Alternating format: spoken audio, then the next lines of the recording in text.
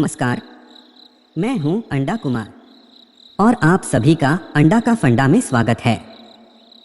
हमने पिछली बार सौर मंडल को संक्षिप्त रूप से जाना और इतनी कम जानकारी में भी ऐसा लगा मानो हमारा अंतरिक्ष न जाने कितनी रहस्य अपने अंदर समेटे हुए हैं।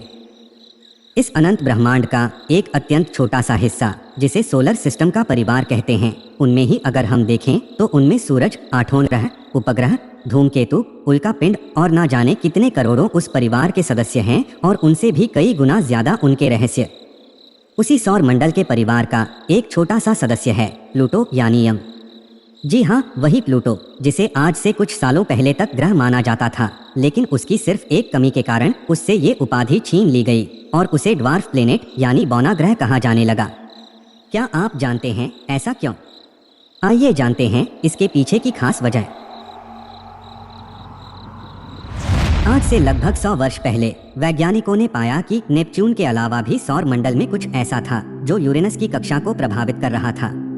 फिर क्लाइड टॉम्बो नामक एक वैज्ञानिक ने 18 फरवरी 1930 को एक छोटे से ग्रह की खोज की जिसका नाम ऑक्सफोर्ड में रहने वाली एक 11 साल की लड़की वेनेशिया बर्नी ने रखा, प्लूटो। उसके अनुसार रोम में अंधेरे के देवता को प्लूटो कहा जाता है। इस ग्रह पर भी हमेशा अंधेरा रहता है, इसलिए इसका नाम प्लूटो रखा। उसी तरह भारतीय कथाओं में मृत्यु के देवता यम हैं, इसलिए हिंदी में प्लूटो को यम नाम दिया गया। प्लूटो 248 साल में सूरज का एक चक्कर लगाता है। प्लूटो मुख्य रूप से नाइट्रोजन, मीथेन और कार्बन मोनोऑक्साइड से बना हुआ है। यहाँ का तापमान बहुत ही कम है। पृथ्वी के मुकाबले प्लूटो की ग्रेविटी भी बहुत कम है। प्लूटो के 5 उपग्रह हैं। सबसे बड़ा उपग्रह शेरन है, फिर हाइड्रा, निक्स, करबेरास और सीटक्स। इसकी कक्षा दूसरे ग्रहों की तुलना में बहुत ज्यादा अंडाकार और बहुत ही अलग है। कई बार ये नेपच्यून की तुलना में सूर्य से ज्यादा करीब आ जाता है और कई बार बहुत दूर।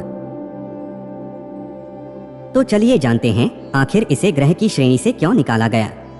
वैसे बहुतों को गलत फहमी है कि इसे नष्ट कर दिया गया है, परंतु ऐसा नहीं है।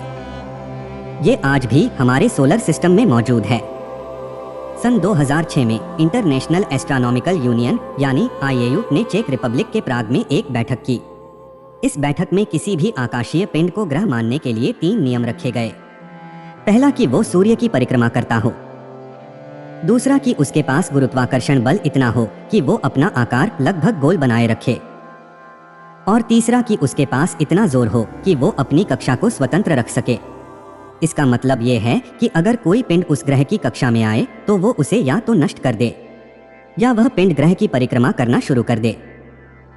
पहले दोनों नियमों को प्लूटो पूरा करता है, परंतु तीसरे नियम में वो फंस जाता है, क्योंकि सूर्य की परिक्रमा के दौरान इसकी कक्षा नेपच्यून की कक्षा से टकराती है। इसी कमी के कारण प्लूटो को ग्रहों की श्रेणी से हटाकर ड्वार्फ प्लेनेट यानी बौने ग्रहों की श्रेणी में डाल दिया गया।